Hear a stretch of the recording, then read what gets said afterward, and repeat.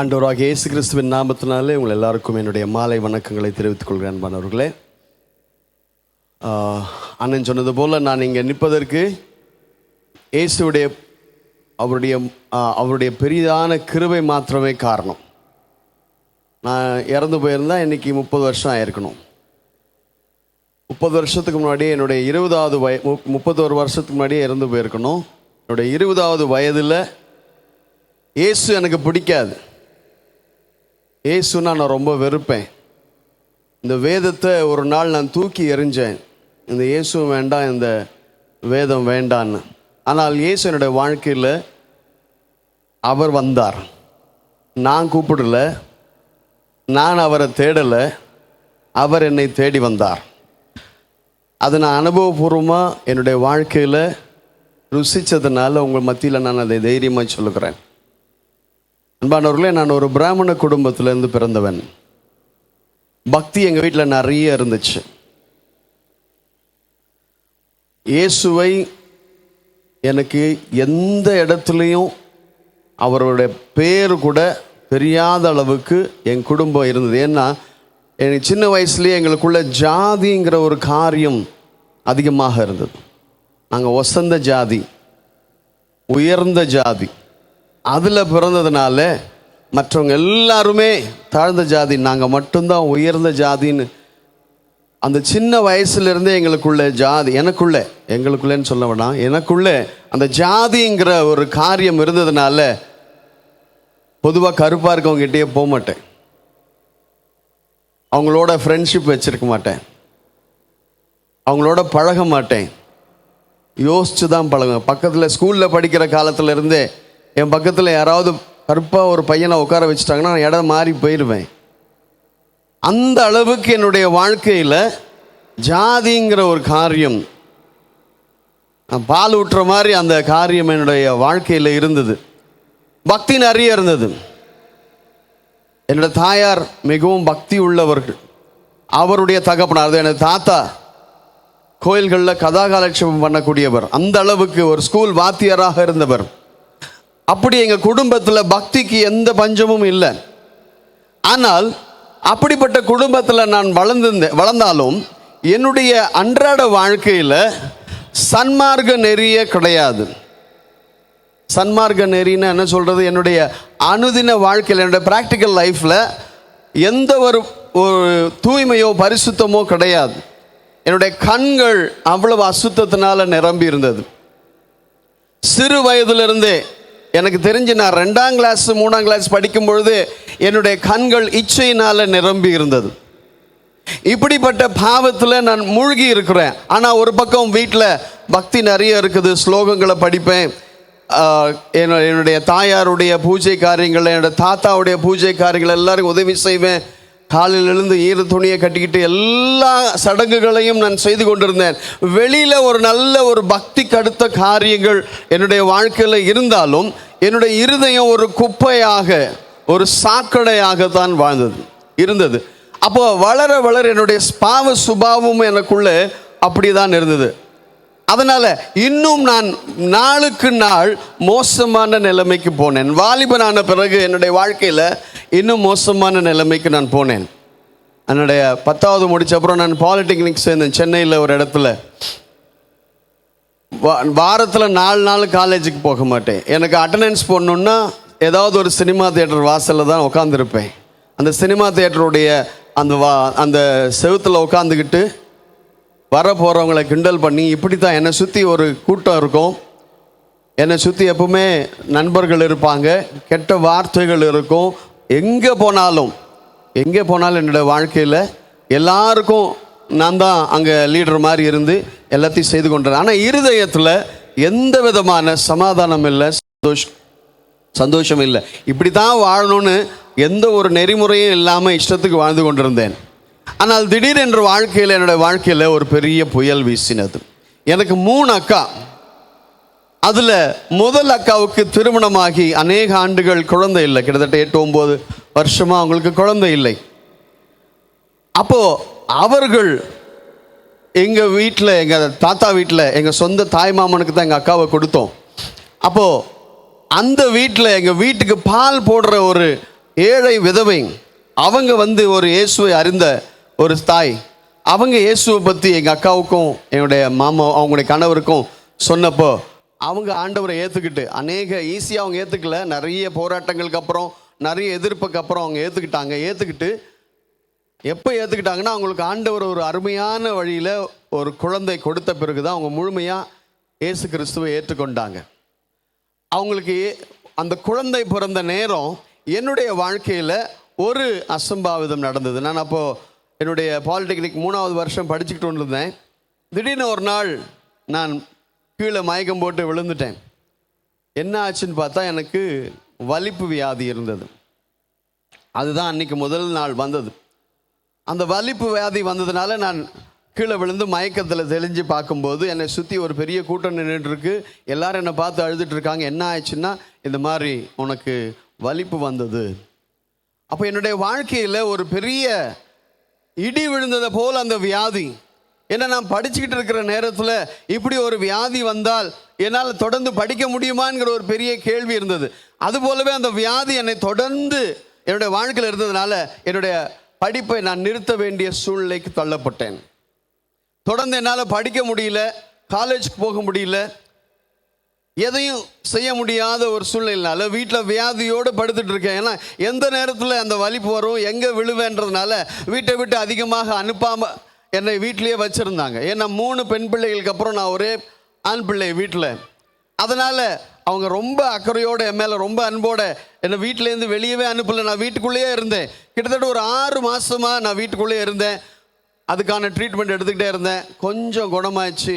சரி, 6 மாதத்துக்கு அப்புறம் என்ன பண்ணலாம், ஒரு வழியும் தெரியல.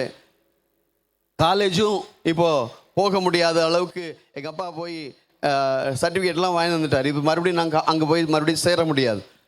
அப்போ தொடர்ந்து படிக்கலான்னு பார்த்தா அந்த வியாதியினுடைய கொடுமை எனக்கு அதிகமாக இருந்தது.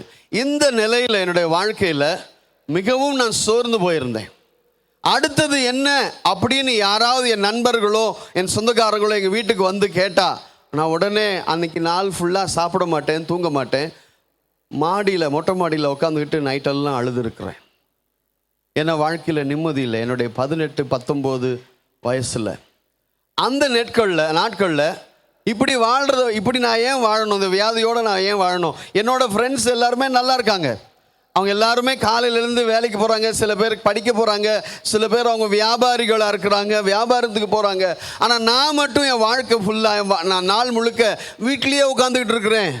இப்படியே வாழ்ந்தால் எத்தனை நாளைக்கு இப்படி இருக்க முடியும் அப்படிங்கிற ஒரு எதிர்காலத்தை குறித்த ஒரு பயம் என்னை தனியாக ஒரு ரூமில் என்னால் இருக்க சொன்னால் இருக்க முடியாது. அப்போ நான் யாராவது ஒருத்தர் கூட இருக்கணும்னு தான் பார்ப்பேன். அதனால் நிறைய நேரம் என்னுடைய நண்பர்களோட நான் செலவு செய்ய ஆரம்பித்தேன்.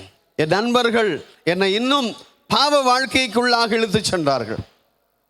இன்னும் என்னுடைய வாழ்க்கை மோசமாக தான் போச்சே தவிர அங்கேருந்து எந்த ஒரு வாழ்க்கையில் ஒரு டேர்னிங் பாயிண்ட்டுங்கிறது ஒன்றுமே தெரியல. அடுத்தது என்னோட வாழ்க்கையிலங்கிற ஒரு பெரிய கேள்வி இருந்தனால என்னை சுற்றி பயம் பயம் பயம் நம்பிக்கை இல்லாத நிலைமை. இப்படி தான் வாழ்க்கை இருந்துச்சு. இப்படியே நாம் எத்தனை நாள் வாழ்றது அப்படின்னு சொல்லி ஒரு நாள் அழுதுகிட்டே நான் என்ன பண்ணேன், செத்து போயிடலாம். அந்த நாட்களில் எனக்கு திரும்ப திரும்ப என்னுடைய மனதில் வரக்கூடிய ஒரே எண்ணம், செத்து போகலாம் செத்து போகலாம் செத்து போகலாம். ஏன்னா இந்த வியாதியிலேருந்து எனக்கு விடுதலை கிடையாது. ஒரு நாளைக்கு 2 மாத்திரை நான் சாப்பிடணும். காலைல 1 நைட்டு 1 சாப்பிடணும். எத்தனை நாள் சாப்பிடணும்?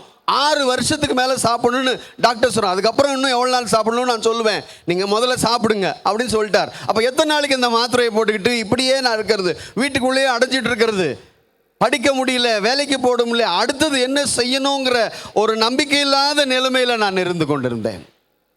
அப்போ இப்படியே வாழ்கிறதா? இப்படி வாழ்கிறத விட செத்து போகலாமே. திரும்ப திரும்ப என்னுடைய எண்ணங்கள் சாவை நோக்கித்தான் போய் கொண்டிருந்தது. அதனால் 2 தடவை கிணத்துக்கிட்ட போய் குதிக்கலான்னு போனேன். அன்பானவர்களே, உங்களுக்கு ஒன்றும் தெரியுமா? சாகிறதுக்கு கூட தைரியம் வேணும். சாகணும்னா கூட தைரியம் வேணும். எனக்கு சாகிறதுக்கு கூட தைரியம் இல்லை, வாழ்கிறதுக்கும் தைரியம் இல்லை. அப்போ என்னுடைய நிலைமையை கொஞ்சம் யோசிச்சு பாருங்க. வாழவும் முடியலை, சாகவும் முடியலை.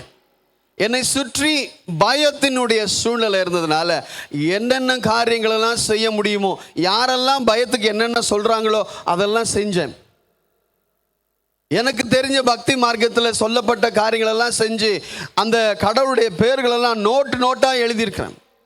எழுதி அந்த அந்த அப்படியெல்லாம் நான் எப்படியாவது என்னுடைய பயத்திலிருந்து என்னை யாராவது விடுவிப்பார்களா அப்படின்னு கூட நான் எல்லா முயற்சிகளும் செய்தேன். கடைசியில் ஒன்றும் வாழ்க்கையில் வரல, வேலைக்கு ஆகலை. என்னை சுற்றி பயமும் சாகணுங்கிற எண்ணம் தான் திரும்ப திரும்ப என்னோட வாழ்க்கையில் இருந்துடுச்சு. செத்து தான் போகணும். அப்போ என்னுடைய வாழ்க்கையில் பிரச்சனை தீரணும்னா நான் இருக்கக்கூடாது. இப்படி 2 தடவை கிணத்துல போய் குதிக்கலாம். இன்னொரு தடவை மாடியிலேருந்து மொட்டை மாடியிலேருந்து வாட்டர் டேங்க்லேருந்து குதிச்சிடலாம் அப்படின்னு கூட ஒரு நாள் ரொம்ப அழுதுகிட்டு மனசு உடஞ்சி போய் வாட்டர் டேங்க் மேலே ஏற போனேன். ஏறி கீழே விழுந்துட்டா என்ன ஆகும்? விழுந்த அப்புறம் எனக்கு என்ன தெரிய போகுது? ஆனால் அது ஒரு பயம், அதையும் செய்ய முடியல. பாருங்க, என்னுடைய நிலைமை மிகவும் நிர்பந்தமான நிலைமையாக இருந்தது. யாரிடத்துலையும் சொல்ல முடியாது. ஒரு வாட்டி அப்படிதான் என் நண்பர்கிட்ட என்னுடைய உள்ளான மனசில் இருக்கிற பாரத்தை சொன்ன உடனே அவன் அதை கிண்டலும் கேலியுமாக்கி எல்லாரும் முன்னாடியும் சொல்லி என்னை ரொம்ப வெட்கப்படுத்த வச்சுட்டான். அப்போ யார்கிட்டையும் சொல்ல முடியல, வீட்டில் இதை சொல்ல முடியல. சொன்னால் அவங்க வருத்தப்படுவாங்க, ஏற்கனவே வியாதியில் இருக்கேன்னு நான் கஷ்டப்படுறாங்க. இப்போ அவங்கக்கிட்ட போய் நான் சாகணும்னு சொன்னேன்னா அவங்க இன்னும் வேதனைப்படுவாங்களே. அவங்கள நம்ம இன்னும் வேதனைப்படுத்தக்கூடாது, ஏற்கனவே அவங்கள ரொம்ப வேதனைப்படுத்திக்கிட்டு இருக்கேன். அப்போ எனக்கு ஆறுதலாக நண்பர்கள் இருப்பாங்கன்னு பார்த்தா அவர்களும் எனக்கு ஆறுதலாக இல்லை. அவர்கள் என் வாழ்க்கையில் நடக்கிற காரியங்களை கேலியும் கிண்டலும் ஆக்கி என்னை இன்னும் வெட்கப்படுத்தினாங்க, என்னை இன்னும் வேதனைப்படுத்தினாங்க. அதனால் யார்கிட்டையும் சொல்ல முடியாத நிலைமை, எங்கேயும் யாரிடத்துலையும் மனசு விட்டு பேச முடியல. ஆறுதல் கிடைக்குமா, எங்கேயாவது எனக்கு விடுதலை கிடைக்குமான்னு ஏங்கின நாட்கள் உண்டு. தூங்காத இரவுகள் என் வாழ்க்கையில் நிறைய உண்டு. என் மாடியில் உட்காந்துட்டு அந்த செவுத்து மேலே உட்காந்துட்டு தேம்பி தேம்பி ஒரு சின்ன பிள்ளை அழுகிறதை போல நான் அழுத நாட்கள் 1000, அநேக இரவுகள். ஆனால் இதிலேருந்து எனக்கு எந்த விடுதலையும் தெரியலை. அப்போ அதனால் நான் இடத்த மாற்றணும்னு சொல்லி என் சொந்த ஊருக்கு போயிடலான்னு, அப்படியாவது அங்கேயாவது சூழ்நிலை இடத்த மாற்றினா சூழ்நிலைகள் மாறினா எனக்கு ஏதாவது ஒரு வழி பிறக்கும்னு சொல்லிட்டு இடத்த மாற்றி என் சொந்த ஊருக்கு, நான் பிறந்த ஊருக்கே நான் போகலான்னு முயற்சி பண்ணேன். சரி, அதுக்கான எல்லா காரியங்களும் செய்தேன். எங்கள் பிறந்த ஊரில் தான் எங்கள் அக்கா இருக்காங்க. பஸ்ஸுக்கெல்லாம் ட்ரெஸ்ஸெல்லாம் எடுத்துக்கிட்டு பேக்கெல்லாம் எடுத்து பஸ்ஸில் போய் உக்காந்த உடனே எனக்கு முதல்ல ஒரு காரியம், அங்கே போனோன்னா அவங்க சர்ச்சுக்கு வான்னு கூப்பிடுவாங்களே, ஏற்கனவே இருக்கிற பிரச்சனை பத்தாதுன்னு அவங்க வேறு அப்புறமா நமக்கு புதுசாக இன்னொரு பிரச்சனையை சர்ச்சுக்கு வான்னு கூப்பிட்றாங்கன்னு சொல்லிட்டு இது ஞாபகம் வந்து மறுபடியும் பஸ்லேருந்து கீழே இறங்கிட்டேன், போக வேண்டாம் அப்படின்னு. பாதி தூரம் நடந்துட்டேன். அப்போ என்ன தான் நான் பண்ணுறது?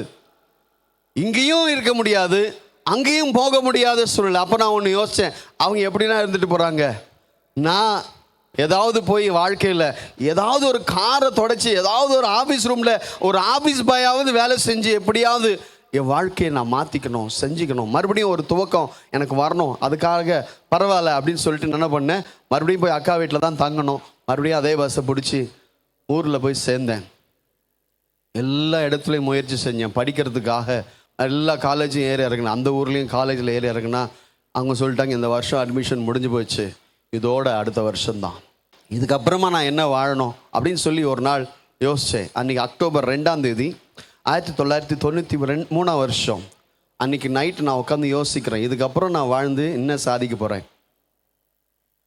அன்றைக்கி நைட் நான் முடிவு பண்ணுறேன், அன்றைக்கி சனிக்கிழமை நைட், நாளைக்கு நம்ம செத்து போயிடலாம், என்ன ஆனாலும் இனிமேல்ட்டு திரும்பி வந்துடக்கூடாது. ஏன்னா ஏற்கனவே 3 தடவை முயற்சி பண்ணி திரும்பி வந்துட்டேன், இந்த தடவை திரும்பியே வரக்கூடாது அப்படின்னு அன்றைக்கி நைட்டு உட்காந்து நான் வீட்டில் என் படுக்கையில் நான் யோசிச்சுட்டு இருக்கும்போது அன்றைக்கி நைட்டு மறுபடியும் எனக்கு வலிப்பு வியாதி. அன்றைக்கி நைட்டே வலிப்பு வியாதியோடு நான் விழுந்தேன். காலையில் எழுந்து பார்க்கும்போது மறுபடியும் எங்கள் அக்கா சொன்னாங்க, நேற்று நைட்டு மறுபடியும் உனக்கு ஃபிட்ஸ் வந்துச்சு. அப்போ நான் யோசித்தேன், இதுக்கு அப்புறமா வாழ வேண்டிய எந்த முகாந்திரமும் அவசியமும் இல்லை, இந்த வியாதியும் நம்மளை விட்டு போகாது, நம்மளால் படிக்கவும் முடியல, வேலைக்கும் போக முடியல, இப்படி ஒரு வாழ்க்கை வாழ்கிறதுக்கு சாகலாம். அன்றைக்கி ஞாயிற்றுக்கிழமை எங்கள் அக்கா மாமாலாம் சர்ச்சுக்கு போகிறதுக்கு ரெடி ஆகிட்டே இருக்கிறாங்க. 10:30 மணிக்கு சர்வீஸ், எல்லோரும் கிளம்பிட்டு இருக்காங்க, நீயும் வாடா அப்படின்னாங்க. நீங்கள் முன்னாடி போங்க, நான் பின்னாடி வரேன்னு சொல்லிட்டு அவங்கள வெளியே அனுப்பிச்சிட்டேன். எங்கள் தாத்தா வீட்டில் தான் தங்கியிருந்தேன். எங்கள் தாத்தா வீடு பெரிய வீடு. அந்த வீடு முழுக்க ஒரு வாட்டி போய் பார்த்துக்கிட்டேன். தெரியுமா, கடைசியாக ஒரு தடவை இந்த தாத்தா வீட்டை பார்த்துக்கல. ஏன்னா சின்ன வயசில் அந்த வீட்டில் தான் ஓடி விளையாடினது. அந்த வீடெல்லாம் பார்த்துக்கிட்டு அழுதுகிட்டேன். இதுக்கப்புறமா நான் இங்கே இந்த உலகத்தில் இருக்க மாட்டேன் அப்படின்னு சொல்லி எனக்கு அந்த சின்ன வயசினுடைய நினைவுகள் எல்லாம் வந்துச்சு.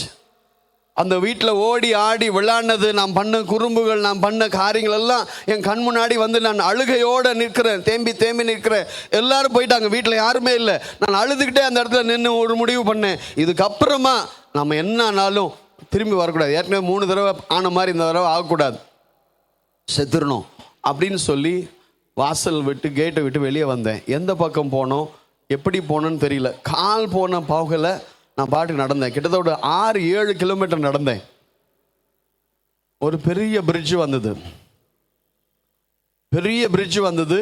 அது ரயில்வே ட்ராக் போகிற பிரிட்ஜு. அப்போ அந்த பிரிட்ஜில் போய் நின்றுட்டு சரி இதுதான்.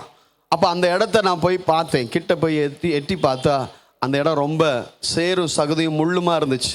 என் ஆசை என்னென்னா, என் நினைப்பு என்னென்னா, என் பாடி கூட யாருக்கும் கிடைக்கக்கூடாது. ஏன்னா மறுபடியும் விழுந்து கையை கால் உடைஞ்சி, ஏற்கனவே வியாதி, இன்னும் வர கையை கால் உடைஞ்சி சேரில் உட்காந்துக்கிட்டு இன்னும் அவஸ்தைப்படக்கூடாது. என் பாடி கூட யாருக்கும் கிடைக்கக்கூடாது அப்படின்னு நினச்சி தான் அந்த மாதிரி ஒரு இடத்த செலக்ட் பண்ணி அந்த இடத்துல போய் நின்று கீழே எட்டி பார்க்குறேன். எனக்கு அப்போ கரெக்டாக 20 வயசு. அந்த அந்த இரும்பு கம்பியை பிடிச்சி நான் கீழே எட்டி பார்த்தோன்னே எனக்கு கண்ணிலேருந்து தாரையாக தண்ணி.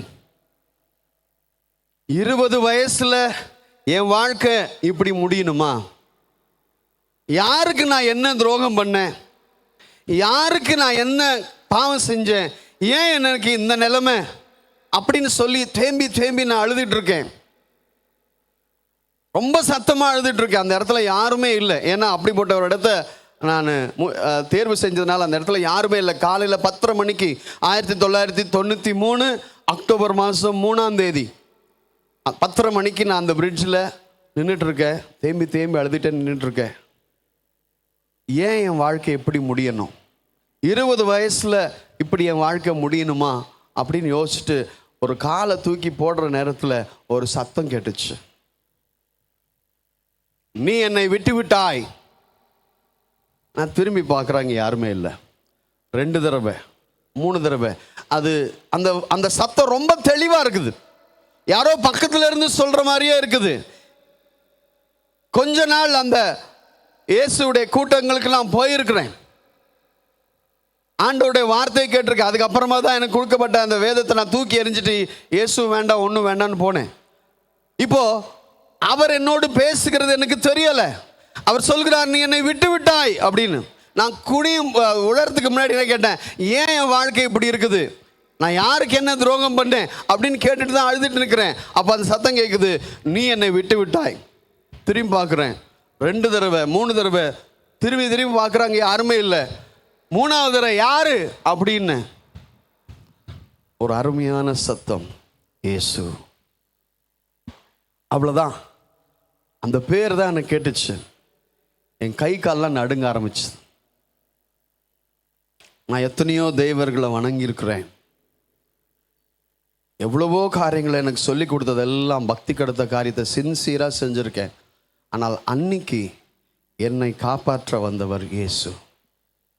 அந்த சத்தம் மட்டும் ஒரு செகண்ட் ஒரு சுடுக்கிற செகண்ட் லேட்டாக எனக்கு கேட்டுருந்ததுன்னா நான் இன்னைக்கு உங்கள் முன்னாடி நிற்கல, அன்றைக்கி விழுந்திருப்பேன். என் காலத்தோடு தூக்கி போட போகிறேன். இயேசுன்னு அந்த வார்த்தை அந்த சத்தம் எனக்கு பேசின உடனே அங்கேயே முட்டி போட்டேன். நான் ஒரு நாளும் ஜெபம் பண்ணது கிடையாது, ஒரு நாளும் வேதம் வாசித்தது கிடையாது, கொடுத்ததையும் திருப்பி கொடுத்துட்டேன். ஆனால் அன்னைக்கு நான் ஜெபிக்க ஆரம்பித்தேன். எனக்கு எப்படி ஜெபம் வந்துச்சுன்னு தெரியாது. ஆனால் ஒரு கிறிஸ்தவன் ஜெபிக்கிறத போல நான் ஜெபிக்க ஆரம்பிக்கிறேன்.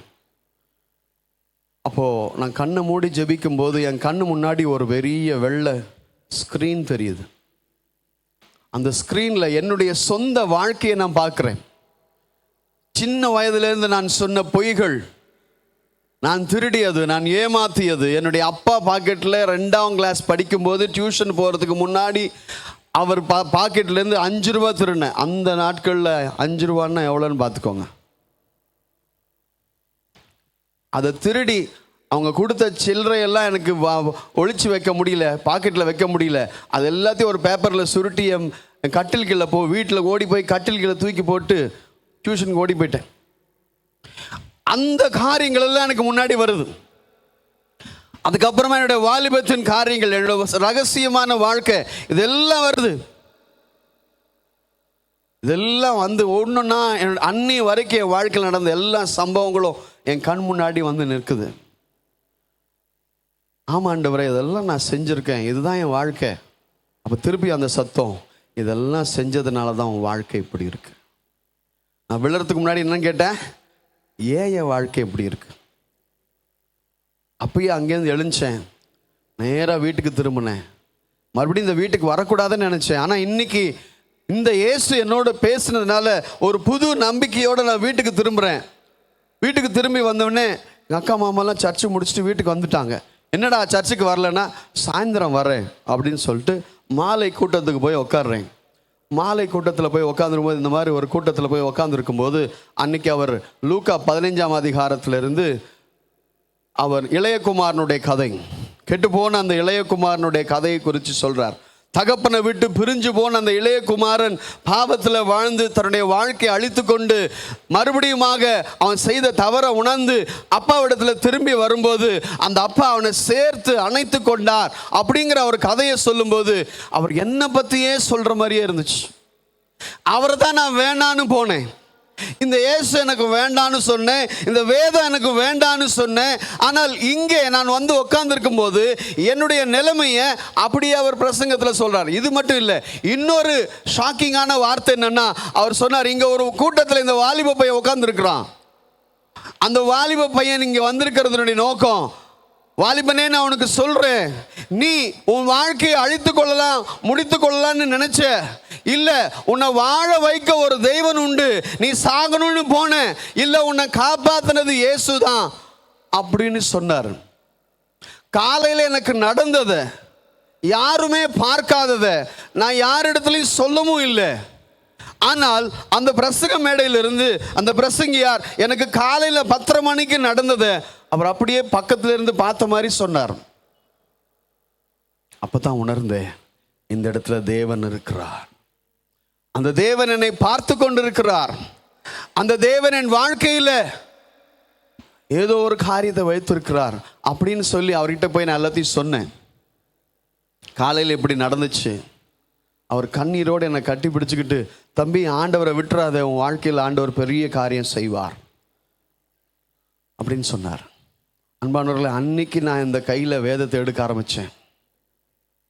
வேதத்தை வாசிக்க வாசிக்க என் வாழ்க்கையில் இருக்கிற வியாதி போனது, பயம் போனது, எதிர்காலத்தை குறித்த கவலை போனது, என்ன நடக்குமோங்கிற நம்பிக்கை இல்லாத நிலைமையில வாழ்ந்திருந்த என் வாழ்க்கை ஒரு நம்பிக்கையோட வாழ்றதுக்குன்னு ஒரு புதிய வாழ்க்கையை இயேசு என் வாழ்க்கையில் துவங்கினார். அன்னிலேருந்து என் வாழ்க்கை மாற ஆரம்பிச்சது, என்னுடைய சுபாவங்கள் மாற ஆரம்பித்தது, என்னுடைய எண்ணங்கள் மாற ஆரம்பித்தது, ஜெபிக்கிறது எனக்கு ரொம்ப பிடிக்க ஆரம்பிச்சது. மணிக்கணக்காக உட்காந்துட்டு வீட்டு விட்டு வெளியே போய் ஏதாவது ஒரு கிரவுண்டில் இல்லை ஏதாவது ஸ்டேஷனில் இல்லை ஏதாவது ஒரு பார்க்கில் உட்காந்துக்கிட்டு மணிக்கணக்காக நான் அழுது ஜெபித்த நாட்கள் உண்டு சென்னையில். அப்படிப்பட்ட பார்க்கில் போய் உட்காந்துட்டு மணிக்கணக்காக நான் அழுது. ஏன்னா எனக்கு ஜெபிக்கிறது அன்னைக்கு அவ்வளவு சந்தோஷமாக இருந்தது. வேதத்தை வாசிக்க வாசிக்க ஆண்டவர் என்னோடு பேச ஆரம்பித்தார், என்னுடைய பாவங்களை உணர்த்த ஆரம்பித்தார், நான் மனம் திரும்ப ஆரம்பித்தேன். ஆண்டவர் எனக்குள்ளாக புதிய காரியங்களை செய்ய ஆரம்பித்தார். என் வாழ்க்கை மாறினதை, என் வியாதி என்னை விட்டு போகிறத, என் பிரச்சனைகள் மாறுகிறத, என் சூழ்நிலைகள் மாறுகிறத இந்த இயேசு என்னுடைய வாழ்க்கையில் கொஞ்சம் கொஞ்சமாய் செய்கிறத நான் உணர்ந்தேன். ஆனால் ஈஸியாக இல்லை. இயேசுவை பின்பற்றும் போது நிறைய எனக்கு பிரச்சனை வந்துச்சு. எங்கள் அப்பா அம்மாலாம் என்னை ஈஸியாலாம் இயேசு இடத்துல போக விடலை. நான் ஞானஸ்நானம் பெற்றுக்கொண்ட அன்னைக்கு எங்கள் அப்பா என்னை பெல்ட்டால் செம்மடியாக அடித்தார். ஆனால் என் இருதயத்தில் ஒரு பெரிய சந்தோஷம் இருந்தது, பரலோகத்தினுடைய சந்தோஷம் என் வாழ்க்கையில். ஏன் தெரியுமா? என்னுடைய பயத்திலிருந்து விடுதலை, என்னுடைய கடந்த கால வாழ்க்கையிலிருந்து விடுதலை, என்னுடைய வியாதியிலிருந்து விடுதலை. எந்தெந்த நாட்களில் நான் உட்காந்து தனிமையாக அழுத நாட்கள்லாம் இன்னைக்கு சந்தோஷமான நாட்களாக மாற்றினது இந்த இயேசு தான். அதனால் அவர் அடிக்கும்போது, அவர் திட்டும்போது, இதற்கான பிரச்சனைகள் வரும்போது எனக்கு எந்த பிரச்சனையும் பயமும் இல்லை. இயேசு என் வாழ்க்கையில் வந்துட்டார், இதுக்கப்புறம் எனக்கு எந்த பயமும் இல்லை. அன்பானவர்கள், என் வாழ்க்கையினுடைய திசையை தேவன் மாற்றினார். திருமணம் நடந்தது. தேவனுடைய சித்தத்தின்படி என்னுடைய திருமணத்தின் காரியங்கள் தேவனுடைய ஊழியக்காரர்கள் எனக்கு செய்தாங்க. திருமண வாழ்க்கையில் ஆண்டவர் எத்தனையோ காரியங்கள் கற்றுக் கொடுத்தார். வேலை கிடைச்சது, வேலைக்கு போக ஆரம்பித்தேன். 23 வருஷம் ஒரு தனியார் கம்பெனியில் நான் வேலை செய்து கொண்டிருந்தேன். 2002 ஆண்டவர் நான் இந்த ஒரு ஊழியத்துக்கு போகணும்னு சொல்லி, இந்த கிராம ஊழியத்துக்கு போகணும்னு சொல்லி ஆண்டவர் என்னை அந்த கிராம ஊழியத்துக்கு எடுத்து சென்றார். அப்பயும் நான் போக மாட்டேன்னு சொன்ன ஆண்டவர், நீ தான் போகணும் அப்படின்னு சொல்லி அந்த கிராமங்களுக்கு செல்ல ஆரம்பித்தேன். அங்கே இருக்கிற கிராமங்கள் மக்கள் மத்தியில் தேவ வசனத்தை கொடுக்க ஆரம்பித்தேன்.